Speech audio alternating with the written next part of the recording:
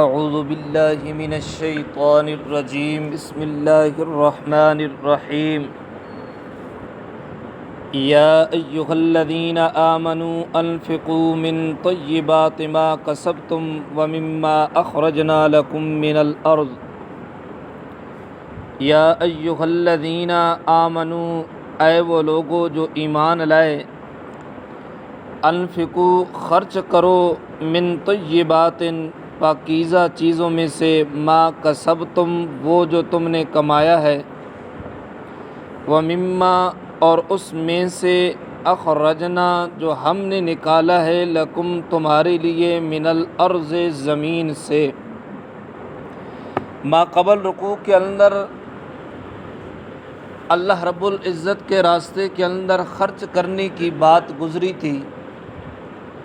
اب یہاں سے اللہ رب العزت نے یہ بتا دیا کہ میرے راستے کے اندر کون سا مال اور کیسا مال خرچ کرنا ہے۔ رکوع کی پہلی آیت کے اندر صدقہ کی قبولیت کے لیے کچھ شرائط بیان کی تھی، جن کے اندر ایک شرط یہ تھی کہ انسان اللہ کے راستے کے اندر خرچ جو کرتا ہے وہ مال حلال کا ہو، حرام نہ ہو۔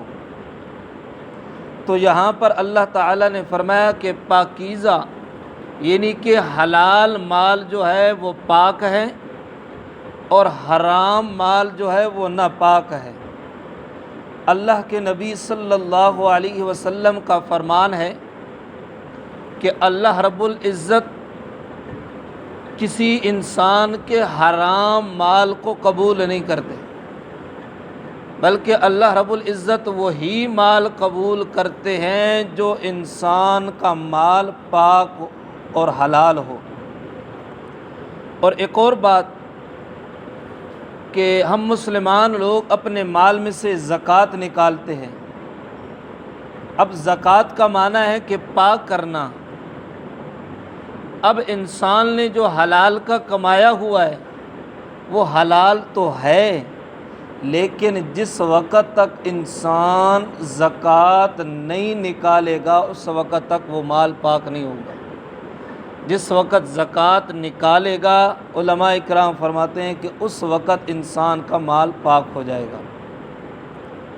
فرمایا کہ پاکیزہ چیزیں جو ہیں وہ اللہ رب العزت کے راستے کے اندر خرچ کرنی ہے۔ ما کسبتم جو تم نے کمائی ہے، جو تم نے محنت کر کے کمائی ہے۔ حرام کا مال اللہ کے راستے میں خرچ نہیں کرنا۔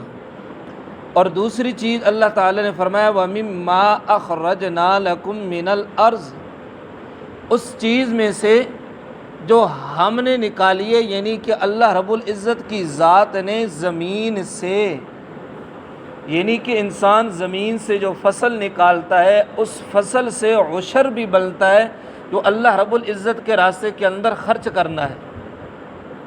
اور یہاں پر ایک اور مسئلہ یہ بھی یاد رکھ لیں کہ یہ جو آج کل زمینیں معاملے کی ہوتی ہیں، اب اکثر یہ مسئلہ بنتا ہے کہ معاملے والی زمین کا عشر کون ادا کرے گا، چاہے وہ مالک کو پیسے دے یا دانے دے یا فصل دے، جس صورت کے اندر بھی۔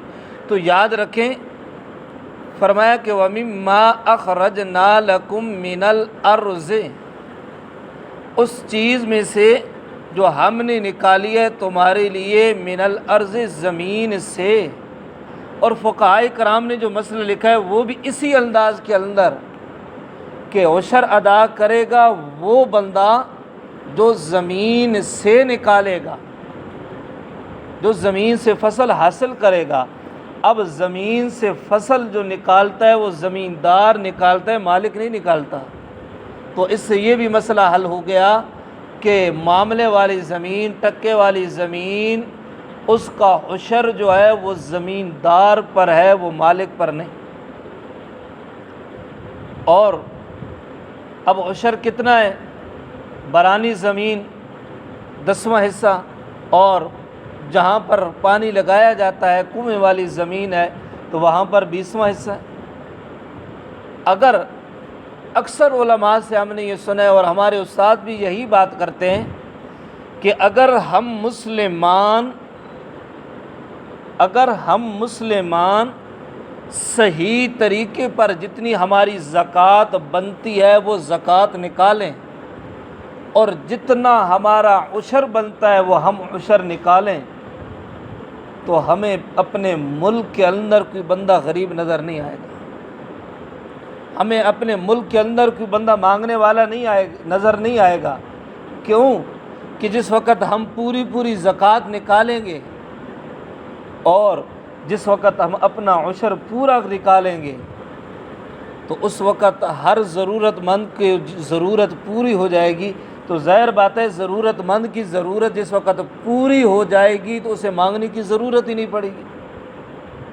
آپ کے ہاں تو پتہ نہیں ہے، یعنی ہمارے علاقے کے اندر کئی بندے ایسے ہیں کہ جن کی 300 بوری گندم کی 500 1000 سے بھی اوپر چلی جاتی ہے، لیکن عشر کا نام و نشان بھی نہیں ہے، عشر کا نام و نشان بھی نہیں ہے۔ تو بھائی پھر یہی چیز ہے، جس وقت ہم اللہ کے راستے کے اندر خرچ نہیں کریں گے، اللہ ہمیں دے بھی رہی ہیں اس کے باوجود خرچ نہیں کریں گے، پھر کبھی اللہ بارش نہیں برسائیں گے، کبھی فصل ہوگی تو تباہ ہو جائے گی، کبھی بارشیں اتنی زیادہ ہوگی کہ انسان فصل لگا ہی نہیں سکے گا۔ تو جس وقت انسان اللہ کے راستے کے اندر خرچ کرے گا تو اللہ رب العزت انسان کے مال کے اندر برکت ڈالیں گے۔ ایک اور بھی مسئلہ یاد رکھ لیں کہ یہ جو تھریشر والے کو دانے دیتے ہیں، اصل جو مسئلہ ہے وہ مسئلہ یہ ہے کہ تھریشر والے کو پیسے دیے جائیں، لیکن آج کل ہمارے ماحول کے اندر یہ ہے کہ دانے دیے جاتے ہیں۔ تو یاد رکھو کہ جو دانے جتنی بوری بھی اس کو دی ہے، جو حشر نکالے گا ان بوریوں کو ساتھ ملا کر حشر نکالے گا۔